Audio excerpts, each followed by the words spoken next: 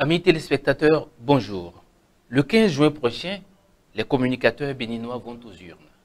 Après 5 ans d'exercice, les actuels conseillers de la haute autorité de l'audiovisuel et de la communication bouclent leur mandature et vont bientôt passer la main. Parmi les 9, dont 3 sont désignés par le chef de l'État, 3 par le bureau de l'Assemblée nationale, les 3 autres sont du monde de la presse. Un du monde de la presse écrite, un autre de l'audiovisuel et un 3e de l'univers de la technique. 12 prétendants pour 3 sièges. Ce sont ces potentiels administrateurs de l'écosystème médiatique national que nous avons l'honneur de recevoir pour vous. En 13 minutes, ils nous diront comment ils perçoivent la presse béninoise aujourd'hui et comment ils espèrent la voir devenir d'ici à 2024 dans un monde en pleine mutation, confronté aux enjeux du droit à l'information, la bonne information, et du droit à la préservation de l'intimité et de la vie privée, sujet complexifié par les médias nouveaux et l'information en continu. C'est une initiative commune du Forum des éditorialistes du Bénin, du journal 5 minutes, de Salamé et bien sûr de votre chaîne Ovadia Web TV. Monsieur Franck Potiémin, merci d'être avec nous. C'est moi. Alors, bonjour, je rappelle que vous êtes de la catégorie presse écrite. Dites-nous, qu'est-ce qui peut pousser un professionnel des médias, avec un long parcours derrière lui, c'est connu, de vouloir rentrer dans la tranche des administrateurs de l'univers médiatique? Oui, d'abord, je salue les téléspectateurs. Je salue le Forum des éditorialistes qui a l'initiative de cette émission. Qu'est-ce qui peut m'amener à entrer dans la course pour la prochaine mandat de la RAC? J'ai quelques 20 ans dans cette corporation et dans les 20, j'ai fait une dizaine au service de nos fêtières. J'ai été secrétaire général, j'ai été président 2 mandats. Donc en 10 ans, j'ai eu le temps de travailler, de confronter mes idées avec celles des conseillers sous plusieurs mandatures, les cadres de la RAC, l'administration de la RAC. Et j'ai compris que la RAC peut encore un peu plus que ce qu'elle ne fait aujourd'hui pour les médias. C'est ma réelle motivation dans cette course pour la prochaine mandature. Alors, lorsqu'on écoute les actuels dirigeants de la RAC et les consommateurs de la chose communication en général, il y a un mot qui revient, la liberté de la presse, la liberté de la presse. En fait, qu'est-ce que c'est la liberté de la presse et qu'est-ce que ça peut être vu d'une fêtière ou d'une structure de gestion de la communication comme la RAC? Oui, la liberté de la presse peut être perçue comme cet état d'esprit dans lequel se retrouve tout professionnel des médias, tout journaliste, état d'esprit dans lequel il se retrouve et qui lui permet d'avoir à jouer son rôle dans la société, celui de l'information. Donc, l'état d'esprit dans lequel il joue son rôle d'informateur sans être inquiété. Sans inquiéter, évidemment, en ayant comme boussole les dispositions légales. Nous avons différents outils qui cadrent l'exercice de la profession de journaliste dans notre pays. Et tant que vous respectez ces normes et que vous pouvez informer librement, nous pouvons dire que nous sommes dans un état où il y a la liberté de presse, dans un état majuscule où il y a la liberté de presse. Donc, toutes les fois que le journaliste, en suivant les normes déontologiques, éthiques, en suivant les normes légales, informe sans crainte, sans peur d'être attaqué, sans peur de représailles, on peut dire qu'il y a la liberté de presse. Dans un État qui se respecte, c'est les textes. Oui. Et aujourd'hui, dites-moi, quel est le régime juridique de la presse béninoise en tenant compte notamment des nouvelles tendances comportementales qui découlent des opportunités qu'offre Internet?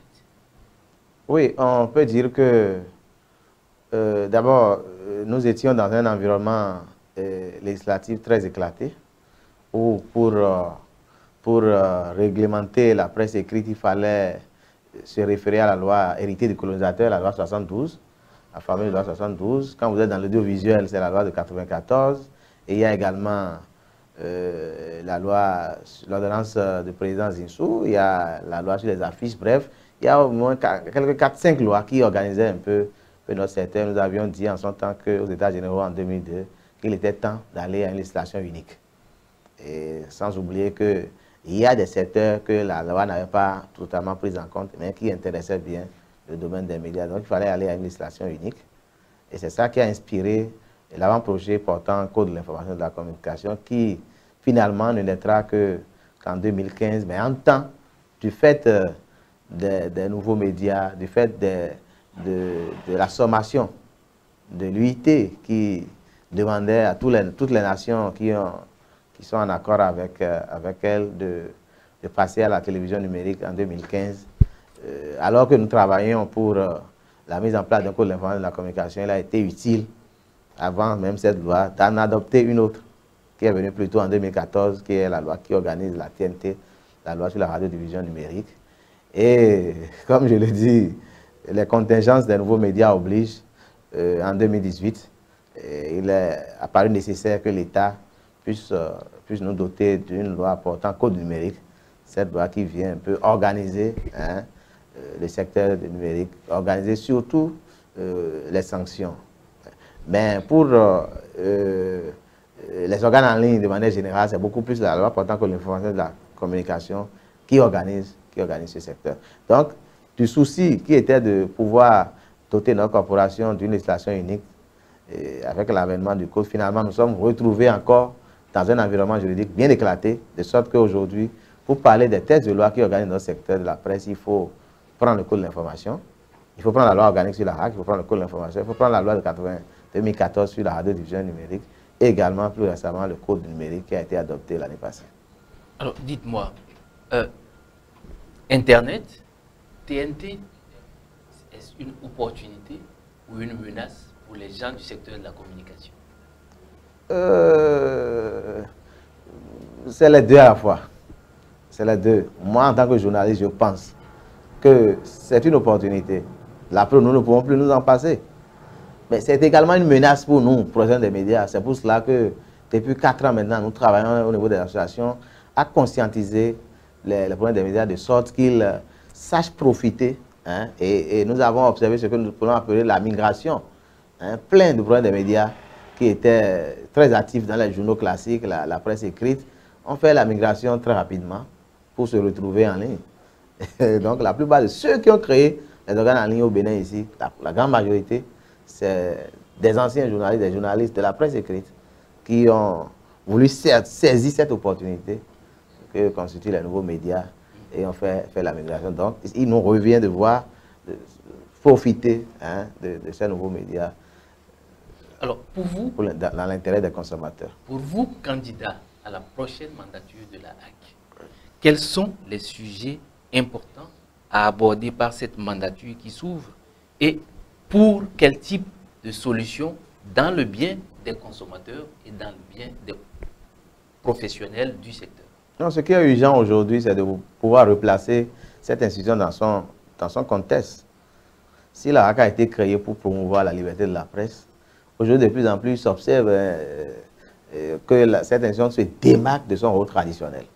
C'est pour ça que nous, notre leitmotiv au niveau de la direction de campagne, c'est pour une RAC véritablement engagée aux côtés des problèmes des médias.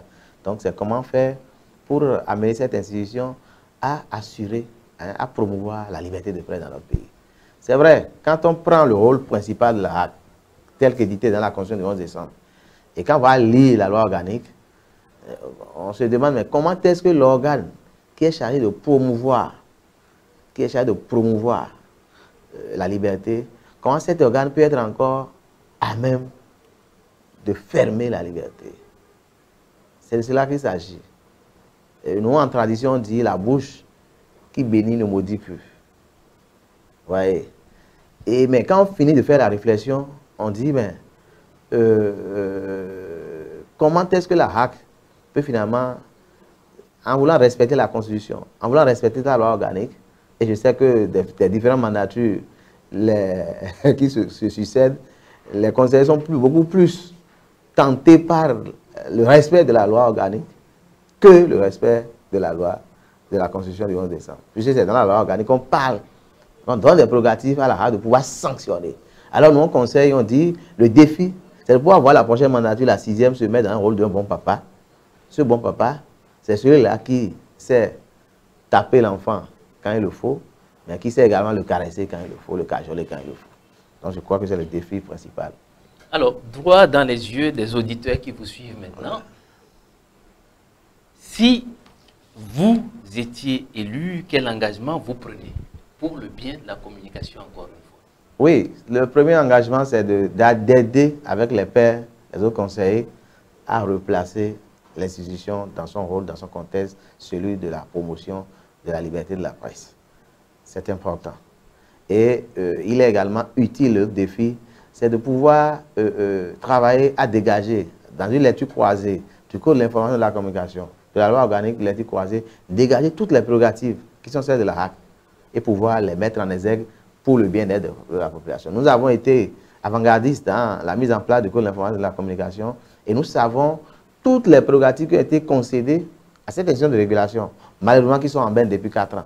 Vous voyez par exemple, on dit, l'article 177 du Code dit la RAC est chargée de mettre en place cet organe qui va vérifier la publicité, qui va veiller sur la qualité de la publicité dans nos médias, le bureau de vigilance de la publicité. Depuis 4 ans, ça n'a pas été créé. Or, cet organe avait été créé, cela permettrait de veiller sur la qualité de ce que nous passons dans les organes de presse. Et vous avez parlé de consommateurs. C'est à l'avantage du consommateur. Lorsque nous disons que les enfants ne doivent pas faire de la publicité, ne doivent pas servir de support à une publicité, c'est de l'avantage des consommateurs, n'est-ce pas? Lorsque nous disons que quand on fait de la publicité pour la cigarette, il y a des mentions à faire, tout ça c'est un avantage de la publicité. Et cet organe, si elle avait existé, il permettrait de protéger, de continuer par sauvegarder les droits de nos consommateurs. Vous êtes candidat. Nous allons vous libérer en écoutant ce jingle spécial à votre candidature. Merci. Merci, on va dire. Ça, c'est encore Bédi, le romantique.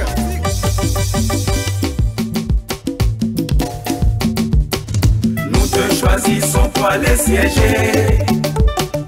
Oui, ouais, misé. Franck, gaucher, mais misé, oui. Do, oui, ouais, misé. Nous te choisissons pour aller siéger. Oui, ouais, misé. Da, gaucher, mais misé, oui. Do, oui, ouais, misé. Depuis longtemps, on l'a vu faire à l'UPMB, on l'a vu faire.